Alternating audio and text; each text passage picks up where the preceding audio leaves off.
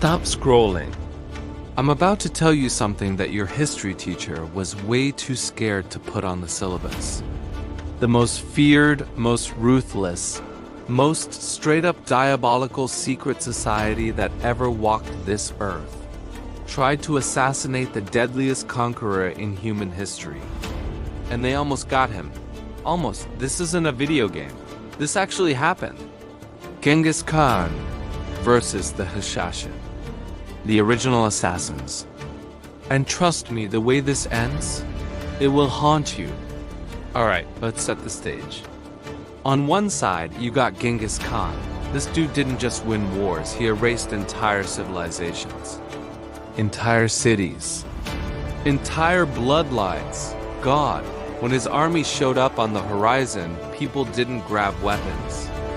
They grabbed their children and ran. On the other side, the Hashashin. A secret brotherhood living in mountain fortresses so high up, clouds were their neighbors.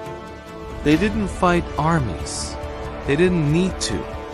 They killed kings, generals, caliphs, sultans. One blade, one shadow. Mission complete. So here's the question that nobody asks out loud. Why didn't the most elite killers in history take out Genghis Khan? Or did they try?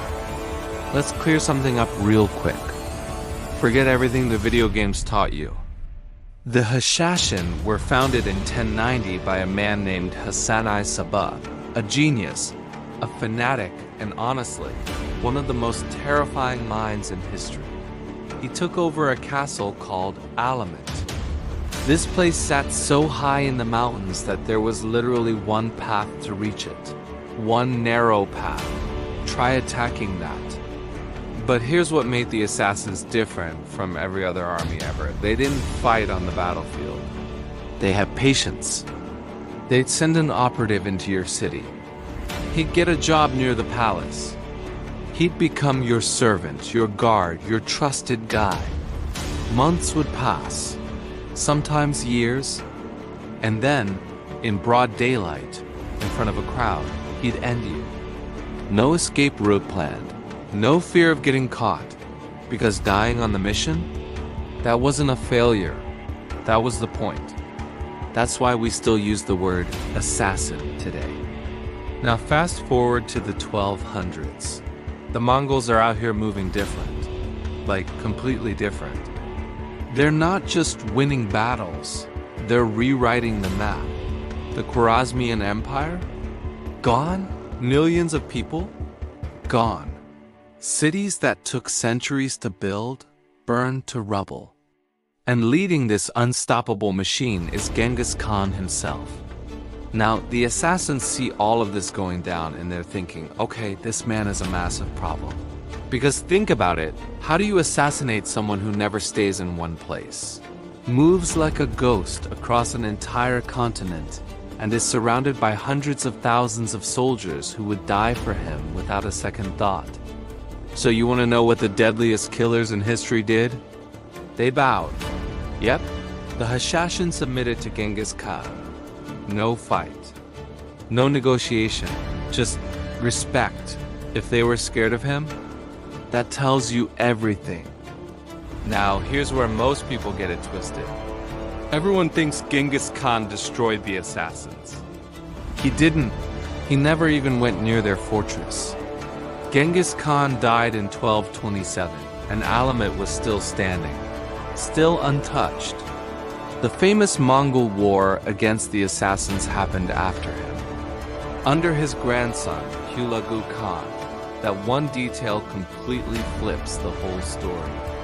But here's where it gets absolutely wild. The year is 1253. Hundreds of assassin operatives fan out across Asia. Some disguised as merchants, some as monks, some as regular travelers. Their target? Genghis Khan, the ruler of the entire Mongol Empire. Think about the audacity of this plan for a second.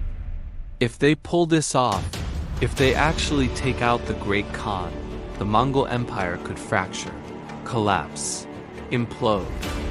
The assassins could save the world from the Mongols with a single strike. But Mongol intelligence? Underrated? Completely underrated. They sniffed it out. Every single assassin operative was caught and executed. And that moment, that one failed mission signed the assassin's death warrant. Genghis Khan was not the type to let something like that slide. He gave one order: destroy them, all of them, every fortress, every person. No exceptions. He sent his brother Hulagu with a massive, terrifying army, siege engineers, Chinese catapults. Weapons so advanced they were basically medieval artillery. One by one, the assassin castles fell, until only one was left, Alamut, the fortress that had never, in nearly 200 years, ever been conquered. Here's the part that broke my heart when I first read it. The leader of the assassins at that moment, Rukn al-Din Kershaw, looked out at that Mongol army. He saw those catapults. He felt the weight of what was coming, and he walked out and surrendered. No last stand. No heroic final battle. The most feared killers in history went out with a whimper, not a bang. Hulagu kept him alive. For a little while, then had him executed. Alamut was burned to the ground. Its legendary library, filled with centuries of secrets, maps, science, and forbidden knowledge, destroyed. All of it. Gone in an afternoon. But wait, here's the plot twist that nobody talks about. Inside Alamut, the Mongols found a man, a scientist, a philosopher, one of the greatest minds of the medieval world. His name was Nasr al-Din Tusi, and instead of killing him, the Mongols hired him. The brain of the assassins became the chief astronomer of the Mongol Empire. History, man. It never does what you expect. Now let me hit you with the questions that historians still argue about. Did the assassins ever successfully take out a Mongol leader? We have rumors. We have stories. But no confirmed Khan.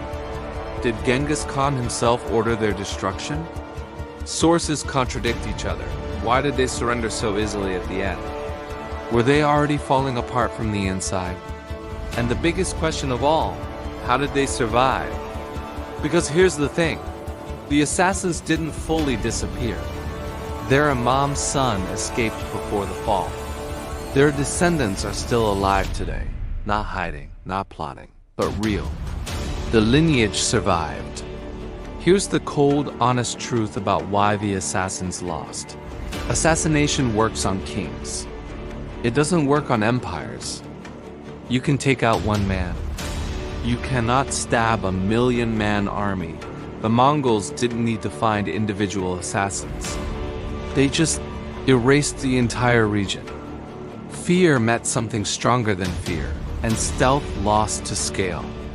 So in the ultimate showdown between shadows and fire, the greatest stealth organization in human history was taken down, not by a double agent, not by a betrayal, by catapults, by strategy, by numbers they could never kill fast enough, and by one failed mission. The day they went after a Khan was the day they signed their own death sentence. Nobody beats everybody forever. If this blew your mind even a little bit, hit subscribe right now, because next video, you don't want to miss that one. Drop a comment below. Team Mongols or Team Assassins? Let's settle this.